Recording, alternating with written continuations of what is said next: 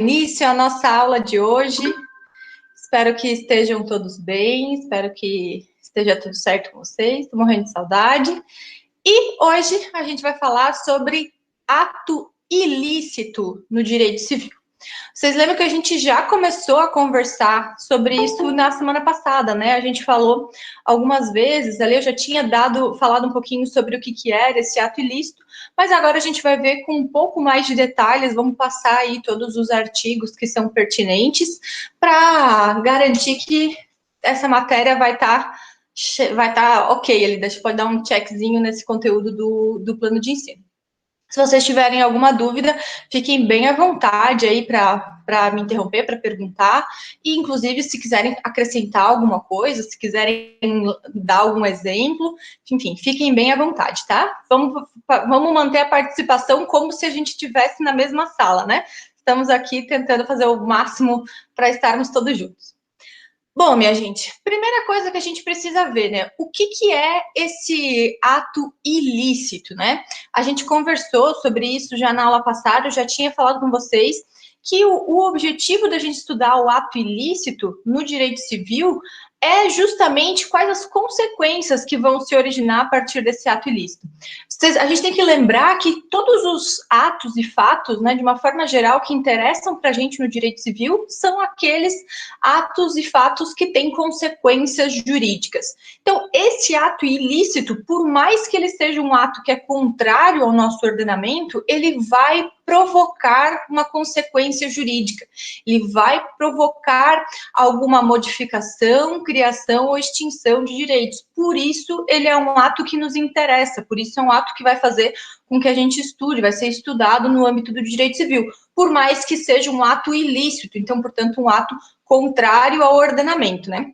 Só para lembrar que a gente não está falando de um crime, a gente está falando, sim, de apenas um ato ilícito. Pode ser que esse ilícito civil seja também um crime na esfera penal, né? Isso pode acontecer, mas não quer dizer, eles não são sinônimos. Então, existem situações que não são crimes, mas que são ilícitos na área civil, né? Que são atos contra o ordenamento jurídico. Então, vamos começar vendo o conceito que está lá no Código Civil, no artigo 186.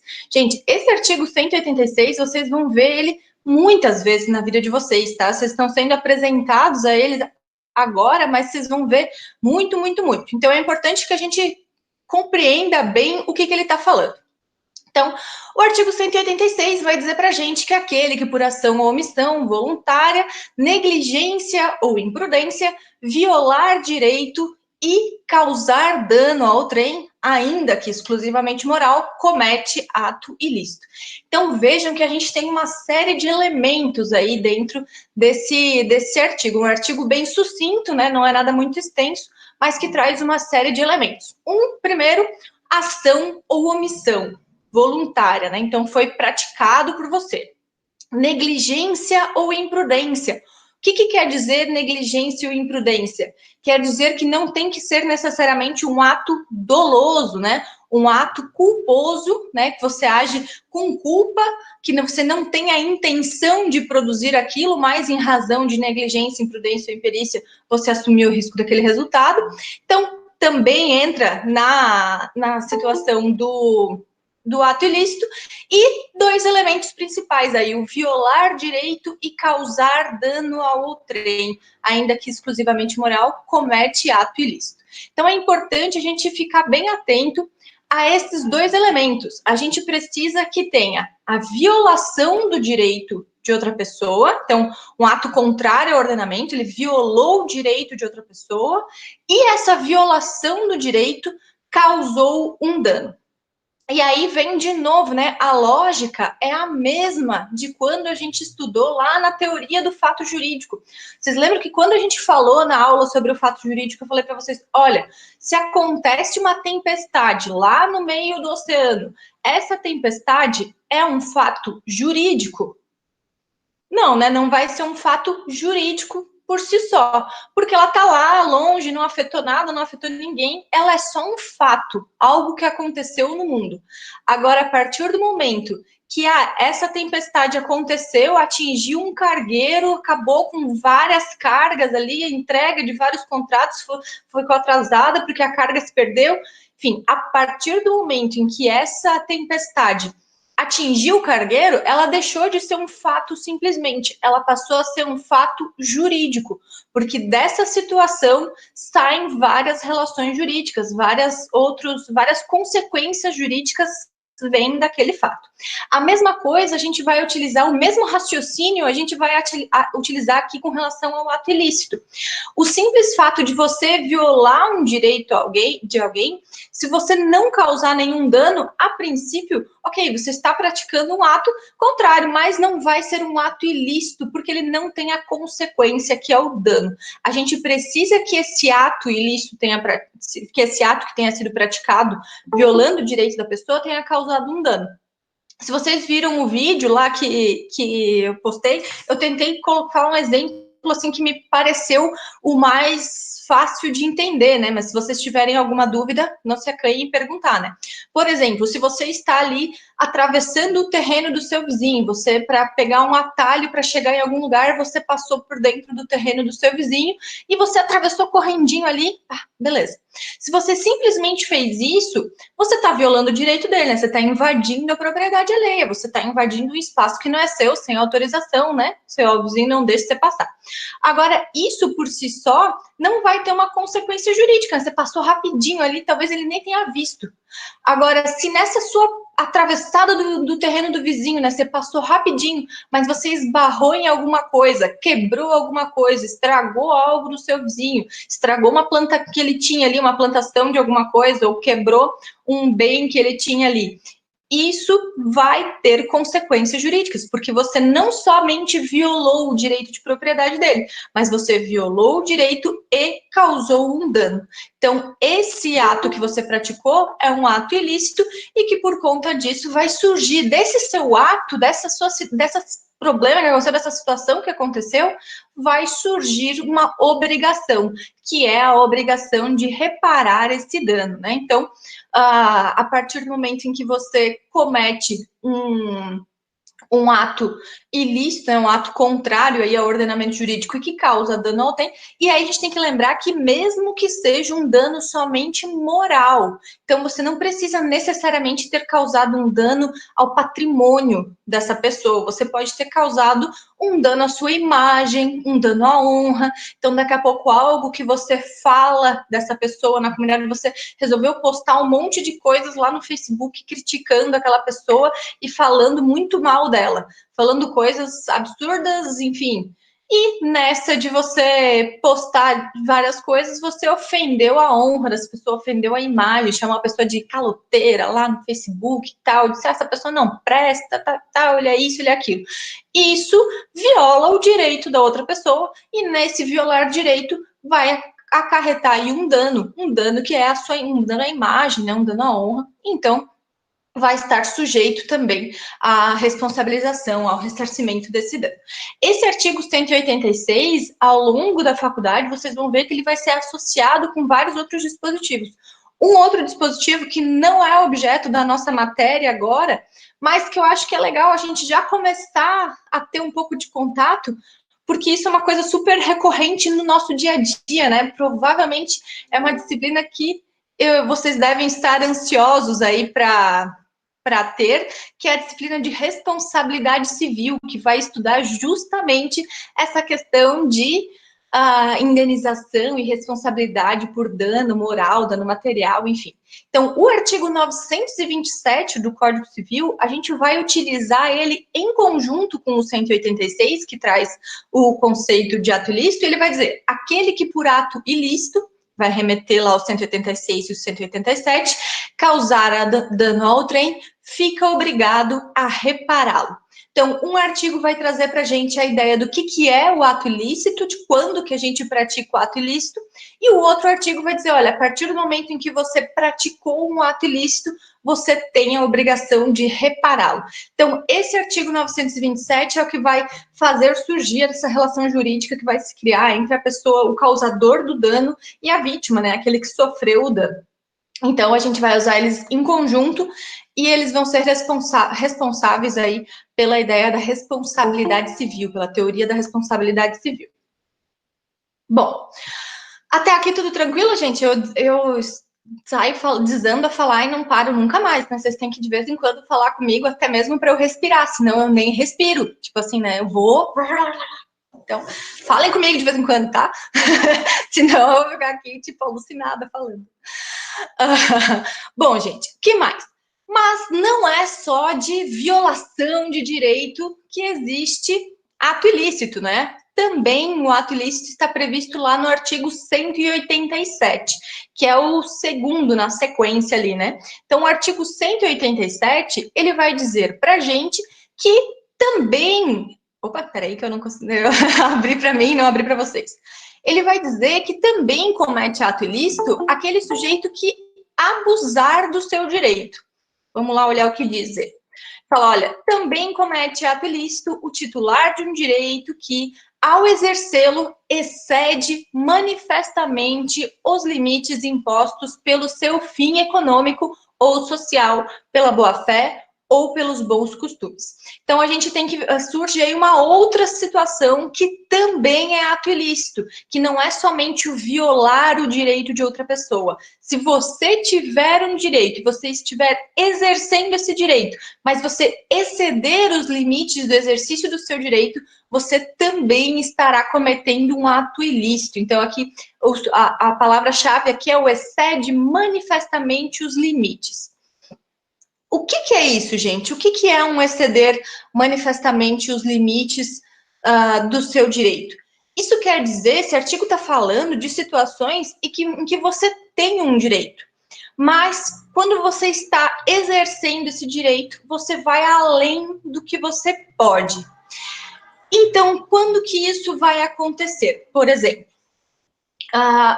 nós sabemos que os credores têm o direito de cobrar as suas dívidas dos devedores.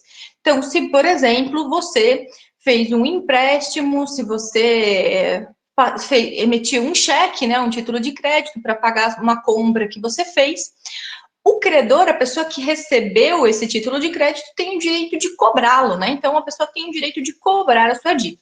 Isso é tranquilo, garantidíssimo pelo nosso ordenamento jurídico, né? O problema acontece quando a pessoa extrapola esse seu direito de cobrar, por exemplo, né, nessa situação. Então, vamos pegar uma situação que você fez uma compra parcelada lá foi lá numa loja, comprou uma compra parcelada e tal, e nessa compra parcelada, você fez aí em vários meses e você deixou de pagar, né? Inadimpliu, tornou-se aí inadimplente. E aí o credor, a loja, começa a ligar para você, começa a fazer contatos para tentar cobrar e tudo mais, né? Mandar correspondência, inscrever no SPC, inscrever no Serasa, enfim.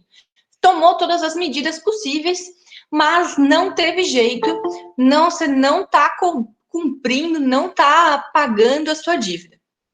E aí, até aí, a empresa estava agindo legalmente, né? Estava cobrando, tomando as medidas possíveis aí para realizar a cobrança sem problemas.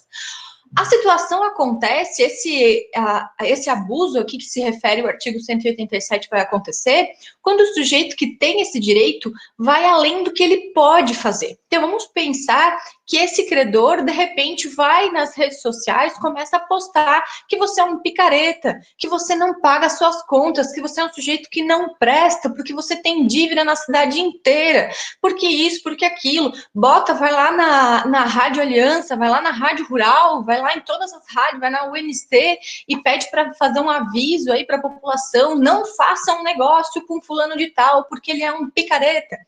Esse tipo de situação nitidamente extrapola o seu direito. Então, o credor tem o direito de cobrar aí a sua dívida.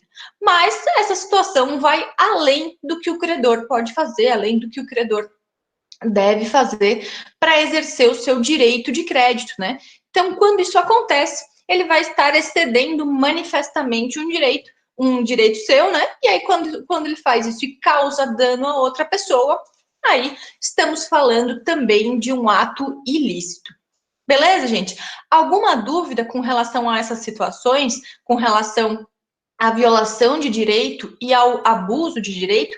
Nas duas situações, a gente precisa ter o dano. Então, tanto quando a gente está falando em violação de direito, quanto a gente está falando em abuso de direito, a gente precisa ter esses dois elementos, um dos dois, combinado com o elemento dano. Isso é o que vai caracterizar o ato ilícito. E lembrando que esses atos não precisam ser, quando a gente está falando de violação de direito, não precisa necessariamente ser um ato doloso, não precisa necessariamente ser um ato em que você teve a intenção de causar dano a outra pessoa, né? Um ato doloso é aquele que você tem a intenção de fazer. Então, se você causou um dano dolosamente, você tinha intenção de estragar aquele bem, você tinha intenção de quebrar aquele bem, você tinha intenção de difamar aquela pessoa, você fez de propósito, você fez realmente com vontade, com gosto. Mas não precisa, para caracterizar o ato ilícito, não precisa que esse ato seja praticado com dolo. Ele pode ser praticado com culpa também. Então, se você pratica um ato de forma culposa, agindo negligentemente, né? Então, por exemplo, você atravessou o terreno do vizinho e nem viu, nem olhou para o chão, nem viu que tinha alguma coisa na sua frente, esbarrou e quebrou. Isso é um ato culposo. Você não fez aquilo de propósito. Você não foi lá e quebrou o negócio para prejudicar o seu vizinho.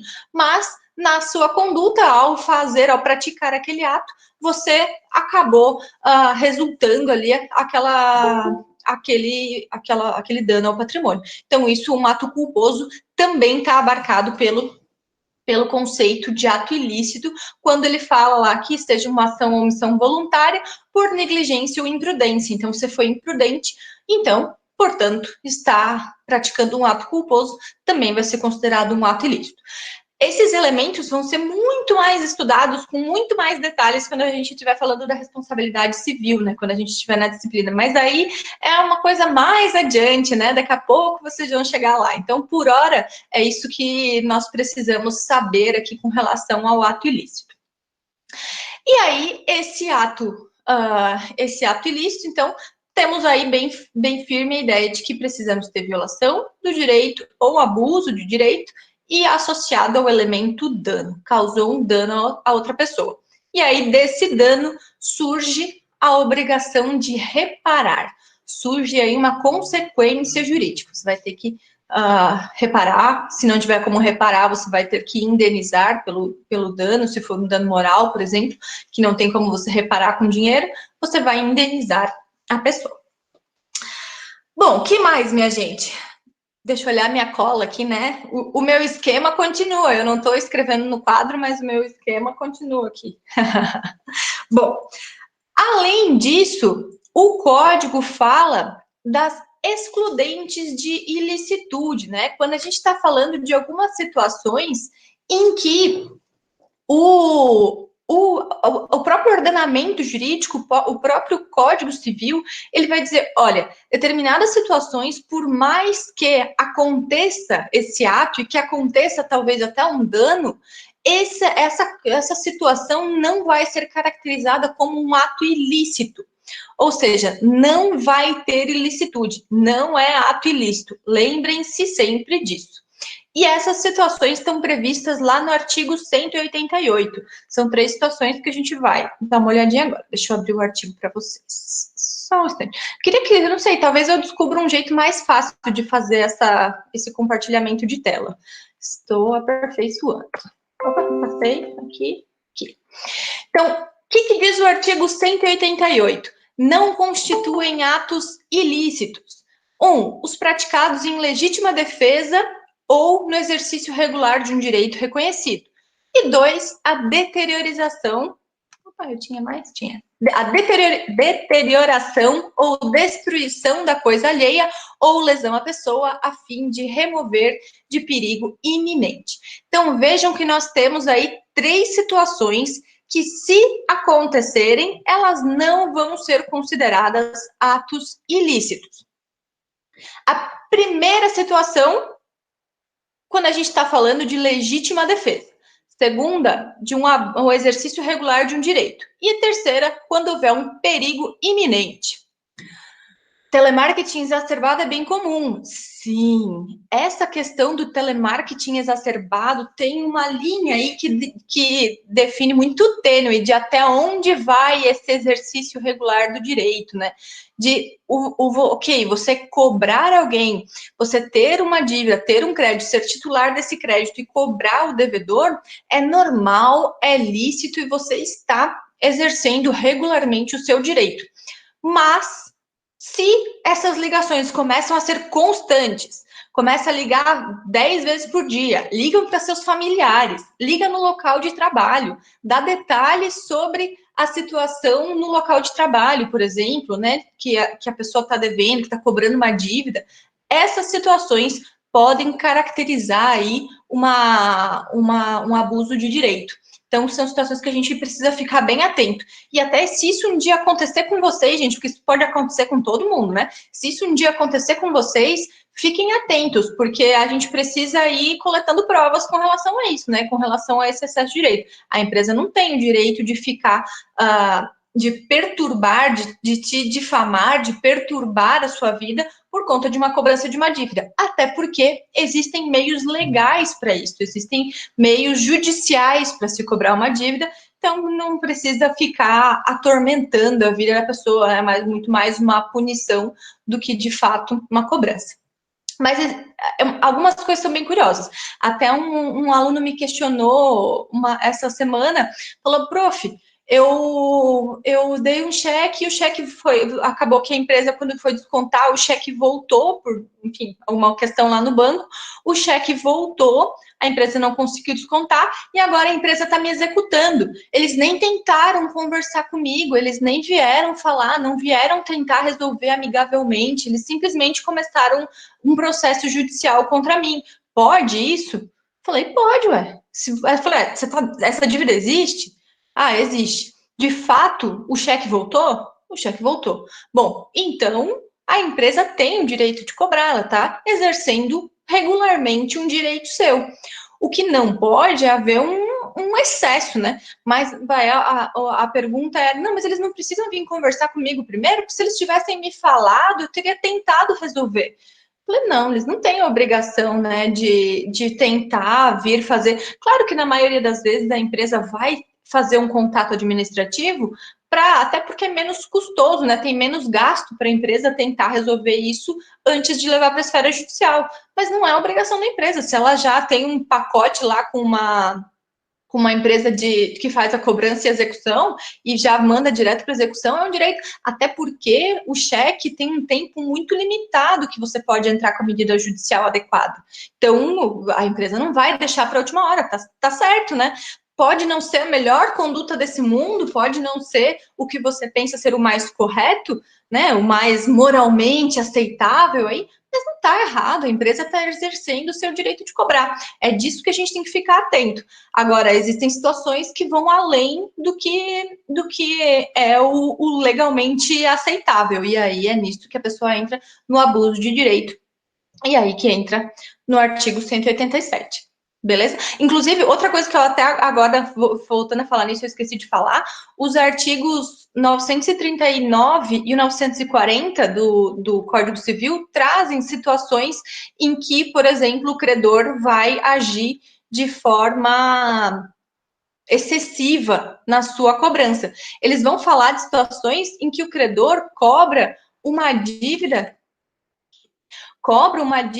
antes do seu vencimento ou cobra uma dívida que já foi paga.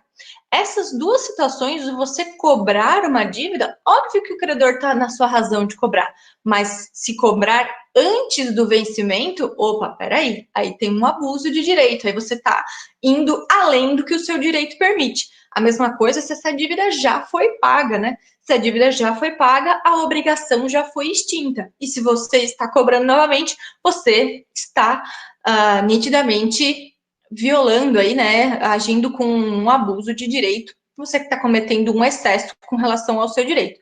Então, nessas duas situações, a gente verifica aí a ocorrência do abuso de direito. Então, por exemplo, se você tem um boleto que vence lá no dia 10 de abril e você não tem a obrigação de pagar esse boleto antes da data do vencimento. A data do vencimento é a data máxima para o pagamento e você pode pagar até lá. Se a empresa começar a te cobrar esse boleto, começar a ligar para sua casa, dizer, olha, você tem uma dívida, hein, você tem que pagar, você tem um boleto que está em aberto.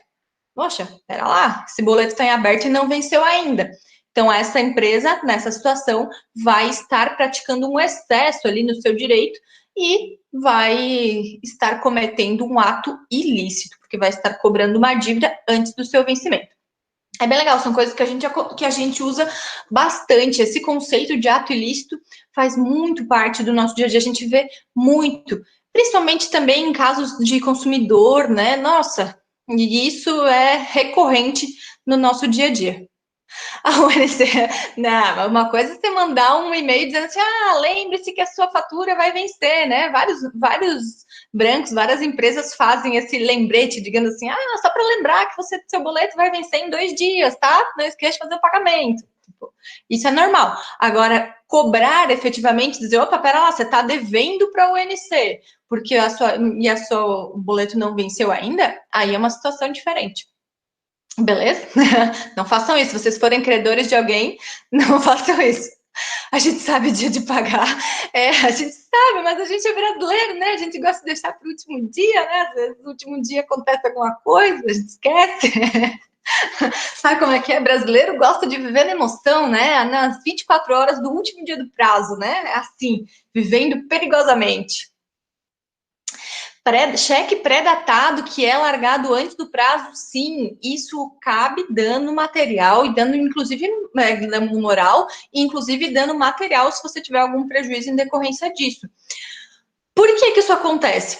Por mais que o cheque seja uma ferramenta, um título de crédito aí que ele tem que ser, em regra, pago à vista, né? A lei do cheque fala que tem que ser pago à vista, mas a partir do momento em que você combina com o vendedor que esse pagamento vai ser realizado em determinada data, então, você estabelece lá uma data para o futuro, e isso é anotado ali no cheque, aquela anotação é uma comprovação da negociação que aconteceu entre vocês, do que foi estipulado entre o comprador e o vendedor na hora da venda, na hora da negociação.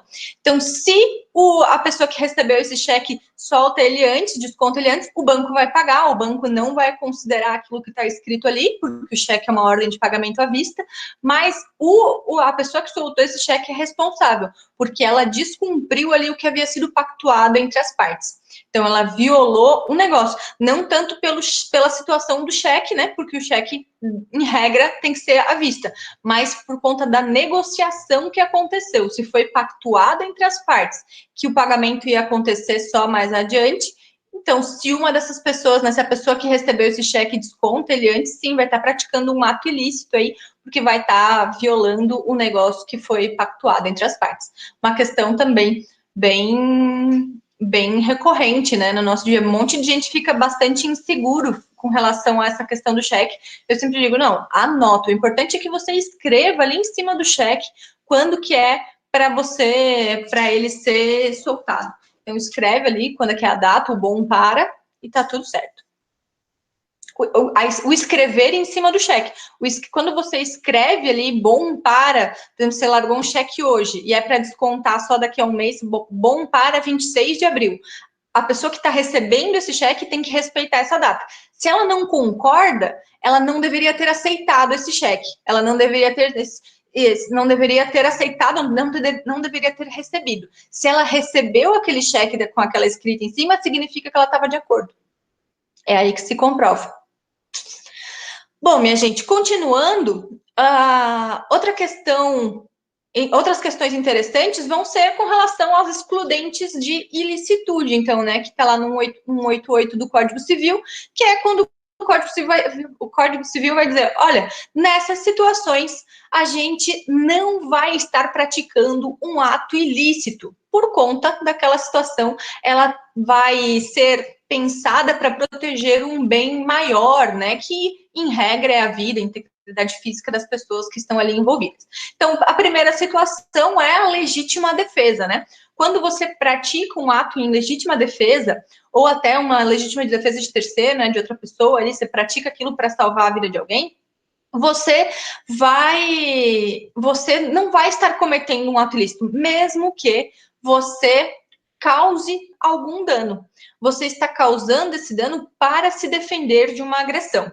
O que a gente precisa ter cuidado nessa questão da legítima defesa e de todas, na real, que envolvem aqui as excludentes de ilicitude, é que sempre essa medida que você vai, esse ato que você vai praticar, para que ele seja um ato que não seja ilícito, ele precisa ser na proporção adequada. Se você pratica um ato que é muito mais do que precisaria para conter aquela situação, aí você vai estar abusando do seu direito. Então a gente precisa ter muito cuidado com isso, né? Por exemplo, se você vai se defender, alguém vem para praticar violência contra você, vem te assaltar, vem fazer alguma coisa e você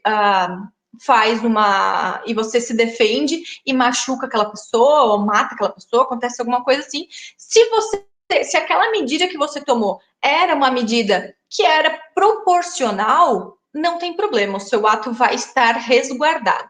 Agora, o problema acontece quando você toma uma medida a mais. Vamos supor que o vizinho viu você atravessando o terreno, viu você ali, viu que você esbarrou na estátua e quebrou, né? Esbarrou num bem ali que estava na parte no seu gramado, ali no gramado do vizinho, e ele vai lá, saca uma arma e atira em você. E aí ele fala, não, mas eu estava defendendo a minha propriedade. Uma medida meio desproporcional, eu diria, né? Eu acho que ele vai estar agindo além do seu direito, né? Ele vai estar praticando um ato excessivo. E aí, quando você excede o seu direito, você pratica também um ato ilícito. Então, a gente tem que tomar muito cuidado com essa situação, né? A gente tem que pensar que, por exemplo, se alguém vem praticar algo contra você, você tem o direito de se defender e você tem o direito de fazer com que aquela agressão pare de acontecer. Mas a partir do momento que ela parou, aí pronto, você acabou a sua ação também. Então, por exemplo, eu até comentei no vídeo, né? Se você vem alguém para te assaltar, você tem uma formação em Krav Maga ali, defesa pessoal, tal, você já se defendeu, amor da sua pessoa. Beleza. Aí você pensou, filha da mãe, você tava querendo me assaltar, agora você vai ver só. Você amarra a pessoa, fica torturando ela por 5 dias, deixa ela sem comer, sem beber, amarrada num canto, pingando uma gotinha de água na testa dela. No final do 5º dia, você mata a pessoa, esquarteja ela e dá ela de comer para os cachorros. Acho que é meio desproporcional, né? É isso que a gente tem que pensar. Se a sua atitude é bem intensa, eu tô criativa, mas aqui, assim, é pro exemplo ser bom, assim, né? Porque se o exemplo é meio xoxo, daí ninguém lembra depois dele. Então, pensem que isso é um ato que vai exceder a legítima defesa. E quando você excede o que você deveria praticar para se defender, excede a legítima defesa, você não vai estar protegido pela excludente de ilicitude, ou seja, você vai estar praticando um ato ilícito. Beleza? A segunda situação, que está na segunda parte do primeiro inciso ainda, vai falar... Eu pensei num filme de roteiro violento, também. Eu tenho assistido muitos filmes nesses tempos, né? Então, também. A segunda parte do inciso primeiro ainda, ela fala da situação de você estar no exercício regular de um direito, né? Se você está exercendo um direito que é seu, não tem problema, você não vai estar praticando um ato ilícito, mesmo que você cause dano a outra pessoa. É aí que está a chave. Então, mesmo que você tenha praticado um ato e que esse ato tenha causado dano, se você estiver exercendo um direito que é seu, não tem problema, você vai estar resguardado aí pela excludente de ilicitude. é aquela questão, por exemplo, da empresa que exerce a cobrança, né, que faz uma cobrança legal, digamos assim, não uma cobrança abusiva, né, mas liga para fazer uma cobrança, inscreve no SPC, faz um protesto no cartório extrajudicial e depois a juíza ou até mesmo a juíza de início já uma execução. Enfim, você está exercendo um direito. Se naquele, por exemplo, num processo de execução, o processo de execução ele é bem agressivo com o devedor, né? Ele vão ser praticados atos ali justamente para obter o patrimônio, né? Então vai ser bloqueado, por exemplo, a conta bancária do sujeito por meio do sistema Bacenjude, do sujeito que está devendo.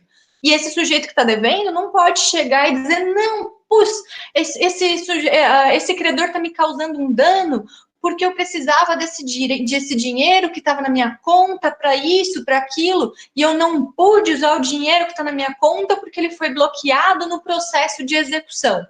Opa, pera lá, o processo de execução é devido, né? Se você não está agindo com abuso, o fato de você praticar todos os atos, socorrer ao Poder Judiciário aí para resolver o seu problema dessa dívida que está sendo inadimplida. E por meio desse processo acontecer um bloqueio na conta bancária do devedor, isso não tem nada de errado. Isso vai causar um dano? Vai causar um dano. O sujeito vai perder o dinheiro que ele tinha na conta bancária dele. Talvez ele estivesse guardando para fazer alguma coisa, mas vai ser em decorrência do exercício regular de um direito. Então, não temos problema.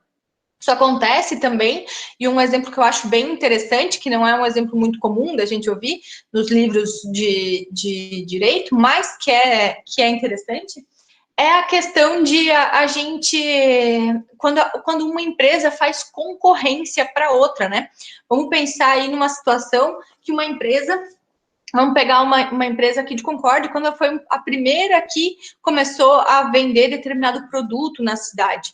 A primeira empresa que começou a vender determinado produto, e aí vamos ver, sei lá, a primeira sorveteria, ou até no vídeo eu falei, a primeira loja que começou a vender açaí na cidade, o primeiro que começou a vender isso, certamente começou a ganhar muito lucro, né? Vamos pegar ali na época que o açaí estava em alta, estava na moda, todo mundo queria comer açaí, só tinha uma loja que vendia açaí, um bar que vendia açaí na cidade. Aquele bar certamente tinha um grande movimento, tinha uma grande clientela, ganhava muito dinheiro. E aí, um empresário vendo aquela situação, pensou, opa, vou abrir um negócio desses também. Tô vendo que tá bombando, vou abrir um negócio desses. E abre um bar também, vendendo o mesmo produto, num preço mais barato, bem na mesma rua ali, fazendo uma concorrência direta para aquele outro sujeito. Nesse caso, certamente o primeiro estabelecimento vai sofrer um dano, né? Vai perder uma clientela, vai perder vendas, e ele que estava recebendo um valor X por mês, certamente vai ver uma diminuição aí na sua renda, portanto, vai ter um dano. Mas aquela empresa, aquele empresário que abriu a concorrência, não vai estar fazendo nada ilícito, não vai estar praticando um ato ilícito, por mais que esteja causando dano a alguém, porque ele está exercendo o seu direito regularmente, direito reconhecido pelo nosso ordenamento, de exercer a sua empresa e, portanto, fazer aí concorrência para o outro empresário. Então, super normal, exercício regular de um direito, são duas situações. Lembrem-se que sempre que em qualquer situação que a gente estiver falando nesse assunto, se houver excesso, deixa de estar protegido pelo excludente de ilicitude, né? A gente sempre vai estar falando aí de situações em que as pessoas agem corretamente, sem excessos. E a terceira situação é justamente para salvar alguém de um perigo iminente, né? Você quer livrar aquela pessoa de dano e você, nesse processo, causa um dano, aí seja esse dano patrimonial ou até mesmo causa algum dano à pessoa. Mas se você praticou esse ato para salvar aquela pessoa do perigo, você estará protegido também pela excludente de ilicitude. Então, você não vai estar praticando um ato ilícito, porque esse ato vai estar protegido aí pelo ordenamento jurídico. Lembrando que não vamos considerar aí os excessos, né? Que esse ato seja dentro do que é necessário. Então, por exemplo, se a gente está falando de uma casa que está pegando fogo lá, está incendiando, falar nisso, eu vi que mais uma casa incendiou em Concórdia. Eu estou chocada, gente. Quanta casa que pega fogo nessa cidade? Nunca tinha visto isso. Várias notícias, de vez em quando tem uma notícia na rádio de casa pegando fogo, estou muito chocada com isso. Mas enfim, tem uma casa pegando fogo ali, você passa na casa e vê aquela casa pegando fogo, e para salvar, você vê que tem alguém lá dentro, para salvar aquela pessoa, você quebra a janela e entra na casa e resgata a pessoa que está lá dentro, consegue tirar a pessoa de lá de dentro, só que nesse processo de tirar ela, inclusive ela se machuca da saída, né? Você pegou ela tirou a pessoa pela janela, tinha resquícios de vidro ali ainda, e você machucou um pouco a pessoa, mas enfim, a pessoa tá viva, né? Tá ali firme e forte. Na sequência, chega o corpo de bombeiros e apaga o incêndio. Logo depois, aquela pessoa indignada vem tirar satisfações, dizer que é absurdo que você quebrou a porta da casa, o vidro da casa dela, quebrou a janela e ainda machucou ela para fazer esse resgate. Olha que absurdo, você praticou um ato ilícito, ser responsável. Então, pensem nessa situação, nesse caso, você que estava ali na melhor da boa intenção, não praticou nenhum ato ilícito, você praticou um ato necessário praticou um ato necessário para salvar aquela pessoa naquele momento. Na página do fato de necessário material didático do mestre. Isso, esse material, esse conteúdo do ato ilícito está ali no nosso material, tá, minha gente? De qual é a página que tá, não tenho certeza, mas está lá no nosso material o ato ilícito.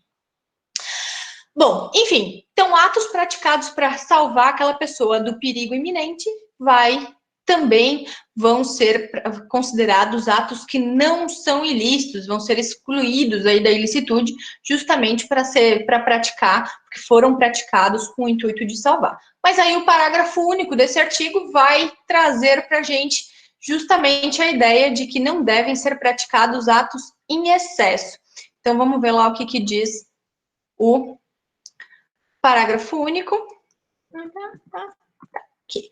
No caso do inciso 2, o ato será legítimo somente quando as circunstâncias o tornarem absolutamente necessário, não excedendo os limites do indispensável para a remoção do perigo. Então, basicamente, o que você precisa fazer é agir dentro da proporcionalidade. Se você pratica um ato que está que vai além do que você poderia, do que era necessário fazer naquela situação, você vai estar praticando um ato ilícito. Ai, ai. Acho que é isso, gente. Com relação ao ato ilícito, deixa eu olhar minhas anotações. Vocês têm alguma dúvida, alguma pergunta? É porque na apostila, eu acho que ele está em 2 momentos. Porque vocês lembram que na aula passada a gente comentou sobre o conceito, né? Então, eu acho que na apostila ali, quando está falando dos conceitos, eu acho que apareceu que também fala ali um pouquinho sobre o ato ilícito. Mas depois tem um conteúdo próprio. Isso mas daí depois tem um conteúdo próprio que fala especificamente, inclusive, dessas excludentes, que eu acho que isso não está lá quando fala só do conceito. Alguma dúvida, minha gente, com relação ao ato ilícito? Alguma pergunta que vocês queiram fazer? Não? Sim? Ninguém? Cri, cri, cri. Bom, tô partindo do princípio que todo mundo entendeu tudo, então, né? Pelo menos deem um ok aí, dizendo que tudo certo, que entenderam. Isso. Beleza. Gente, vocês têm uma atividade para fazer que está lá no material didático. Então, façam, acho que, se eu não me engano, 5 questões, bem tranquilas, não são questões extensas, não tem nenhuma metodologia aí para vocês responderem, eu só quero que vocês coloquem um pouquinho no papel, é basicamente sobre isso que a gente falou aqui na aula de hoje, mas isso, separar bem as consequências entre civil e penal, isso é bem importante, e o que precisa ter em mente é que não necessariamente um ato ilícito é sinônimo de crime. A gente precisa ter isso certo. Você pode praticar um ato ilícito que não é necessariamente um crime, que não é algo que é estudado lá no âmbito penal, que é apenas um ilícito civil. Isso não tem problema. o contrário não é verdadeiro, né? Todo crime vai acabar tendo consequências, provavelmente, se foram crimes que envolveram danos, vão ter consequências aqui na esfera civil, mas não necessariamente um ilícito civil vai ser um crime na área penal. Outra coisa importante que a gente precisa conversar, minha gente, sobre a nossa prova. Eu não sei, eu tive uma ideia e eu quero ver o que vocês pensam sobre isso. Foi uma outra ideia, na verdade, que uma outra turma da 7ª fase sugeriu e eu acabei acolhendo na turma deles. Então, eu vou ver com vocês o que vocês pensam. Vocês sabem que a gente tem prova marcada para a semana que vem, né? Mas, diante das circunstâncias, as nossas opções são fazer uma prova online.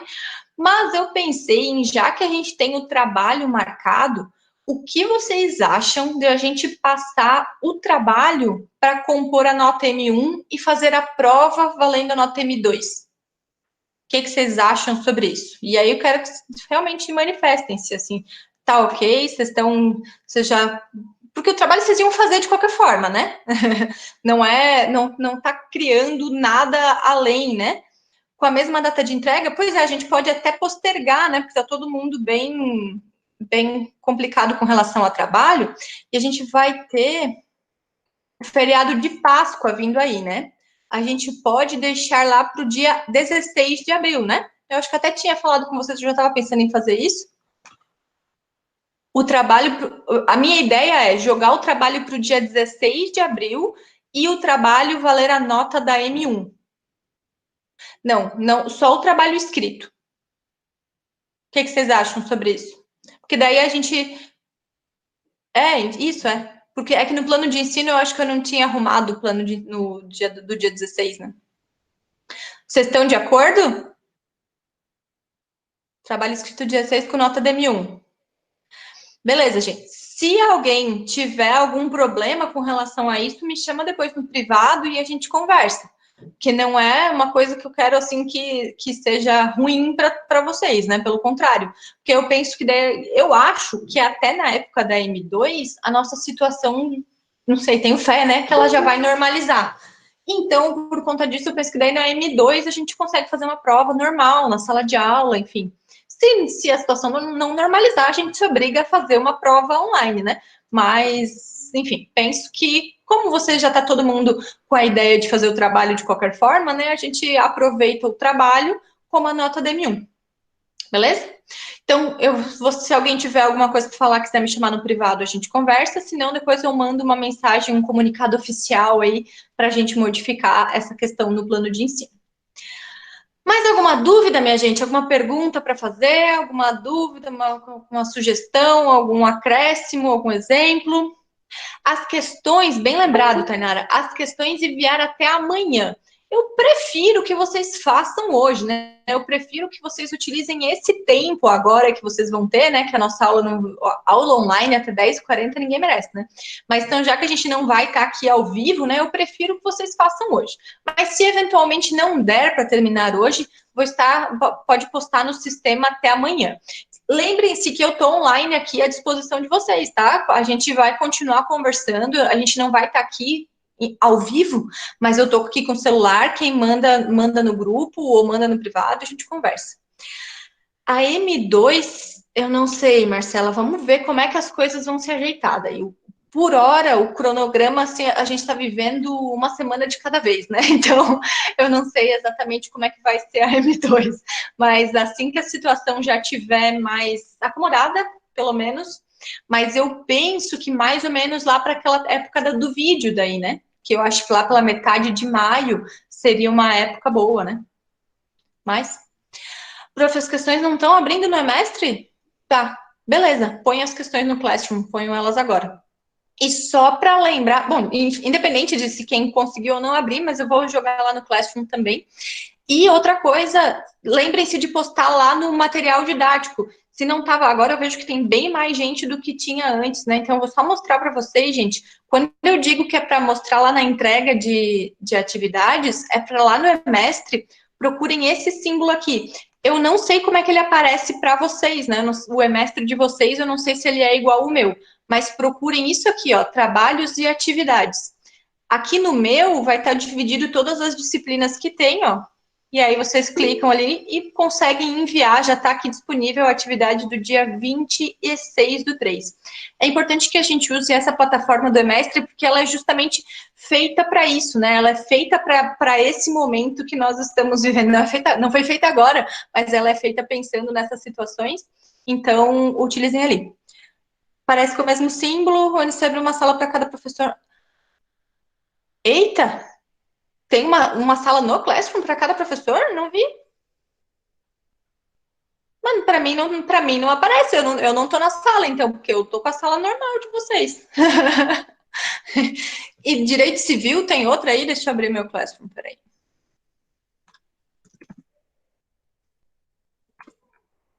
Direito civil aparece outra. Ah, civil não, provavelmente porque civil. Ah, de civil tem duas? Ué, estranho. Deixa eu abrir as minhas salas do Classroom aqui.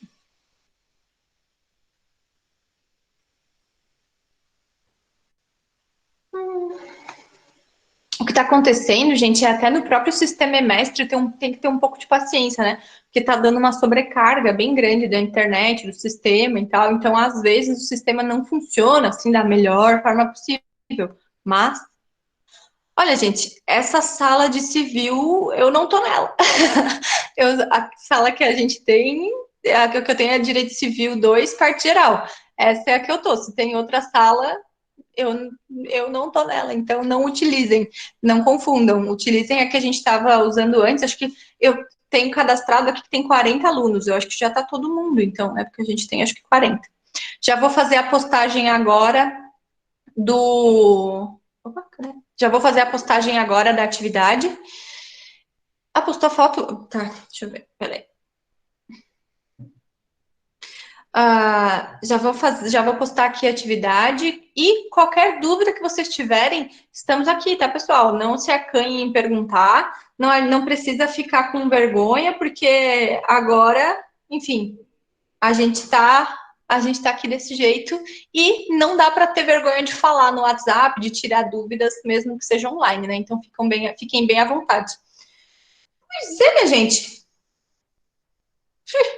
Criaram essa sala, mas esqueceram de me convidar, eu acho. Essa sala não aparece para mim, não. Para mim aparece só aquela roxinha ali, é isso. Aquela que a Pamela, a Pamela postou, aquela ali aparece para mim. Que coisa. Denise, de certo, tu tá sendo um projeto piloto aí da universidade, eles escolheram alguns para testar, talvez seja isso. Porque provavelmente, se eles estão fazendo algum teste, não comunicaram nem os professores ainda, porque eu realmente não estava sabendo de criar nenhuma sala para, enfim, que a universidade tivesse criado salas de aula no Classroom. Mas tipo, acho bem válido, né? Acho super bom que aparece. Mas o meu é pelo e-mail da UNC, né? E não, enfim, não estou vinculada, pelo menos, eu acho. Bom, minha gente, acho que é isso. Ficamos online, então, agora pelo WhatsApp, pelos outros meios de contato aí que vocês quiserem para tirar suas dúvidas. Mas acho que é isso, né? Não sei, alguém mais alguma coisa para falar? Se tiver mais alguma coisa, fale agora, o cálice para sempre. Não, não, não, ninguém. Prof, Opa. essas perguntas que você fez ali, a gente tem que colocar também um referencial ali para respostas. Por exemplo, qual o conceito de ato ilícito no direito civil brasileiro? Ele tem que colocar o autor, ou a gente pode simplificar, só dar a resposta. Pode simplificar, Denise. Nessa nós vamos fazer, a gente vai ter no final de cada aula umas questõezinhas assim. Então, essa vai ser uma atividade mais simples mesmo. Vocês podem fazer, eu quero só que vocês coloquem alguma coisa no papel, já até pensando futuramente numa prova, né? Daqui a um mês que vem, quando a gente tiver prova, para vocês já também terem praticado um pouco esses conceitos. Mas essa é uma atividade simples que nós vamos ter todas as aulas. Então, pode só colocar um conceito ali, não precisa ter assim todo o aparato metodológico que nós tivemos na atividade passada, que era uma atividade mais voltada para um determinado fim, né? Agora vai ser um pouco menos. Tranquilo? Bom, então é isso, minha gente. Se cuidem, fiquem aí todos. Espero que a gente se veja logo. Tô morrendo de saudade de vocês já. Tô com saudade da universidade, de ir para aula. Isso é tão agoniante, né? Ficar assim desse jeito. A atividade anterior valia pontuação, sim. A atividade valia. Pois é, né? Valia, mas agora vamos ver. Eu acho que vai valer pontuação na M2, então, né? Porque ela, a princípio, era uma atividade que valia 1 ponto na M1. Mas eu acho que na M1 daí não vai ser necessário, como vai ser o trabalho, jogamos isso lá para M2, né, para ela seguir a prova, digamos assim. Pode ser? Mas eu até peço desculpas por essas situações, né, porque a gente está tudo, essas questões de calendário, isso tudo agora é uma coisa que a gente vai ter que administrar com o passar dos dias, né, não é algo que está dentro do nosso controle. Então, vamos fazer como da forma que for melhor possível. Vou pedir um pouco de paciência de vocês, né? Porque, infelizmente, a gente tem que administrar. Não consegui postar. Não se preocupa, Márcia. Eu até falei isso agora, porque eu acho que teve muito mais gente que me mandou por mensagem a outra do que, de fato, que usou a entrega de atividades. O que me fez pensar que talvez vocês não tivessem usado ainda esse entrega de atividades ali, não tivessem visto como é que é, né? Então, não te preocupa que ninguém vai ser prejudicado na outra atividade, porque me enviou por mensagem. É só porque nesse sistema ali, além de ficar mais organizado, porque daí fica concentrado de cada atividade, de cada turma, né, não mistura com outras mensagens, fica bem prático de eu tirar a lista de presença, de depois verificar quando foi a data de entrega de cada um, a hora que postou. A única coisa é que esse sistema ali é um pouco mais chato. Então, o nome do arquivo, tentem salvar o nome mais curto possível, tá? Porque às vezes ele é meio chatinho com nomes de arquivo muito longo. Mas posso enviar então. Tu tá falando da semana passada? Enviado.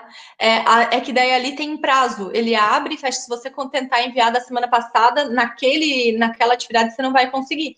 Não tem problema. Aquela de semana passada, deixa ali por mensagem, que eu salvei todas elas no meu computador. Eu acho que foi a mensagem que não foi. A mensagem foi muito mais do que todas as outras, tá? Todas muito mais gente me mandou por mensagem do que na entrega de atividades. Então, fiquem tranquilos com relação a isso. Fabiane, eu vou olhar depois o que talvez nem todo mundo foi salvo ainda, mas não se preocupe. Não, o que aconteceu? Eu não consegui postar naquele que era para postar, e eu acabei não enviando em nenhum, nem na mensagem, nem nada. Essa era a minha questão. Se eu ainda... então me manda. Posso enviar? Então, tranquilo. Me manda por mensagem, então. Você não vai conseguir postar lá, mas me manda por mensagem, então. Então, ok. Beleza? E tenta, se vocês não conseguirem postar nesse agora, tipo, sistema não dá, alguma coisa assim, me avisem, que daí eu comunico lá no TI algum eventual erro que esteja acontecendo, tá? Mas eu já aviso que esse sistema ali é meio chato. Às vezes é pelo nome do arquivo que tá... A questão do portal da mestra é que fecha quando muda a data. Vence o prazo, fecha. Como assim? Quando por exemplo, ali tem eu estipulo um prazo de entrega, né? Essa atividade de hoje, por exemplo, tem um prazo até amanhã. Então, se quem quiser postar no sábado, não vai mais conseguir postar. Isso, passou a data, fecha para anexar. Isso aí, é bem isso que acontece. Ela tem um prazo determinado. Daí, depois desse prazo, ninguém mais consegue postar. Ai.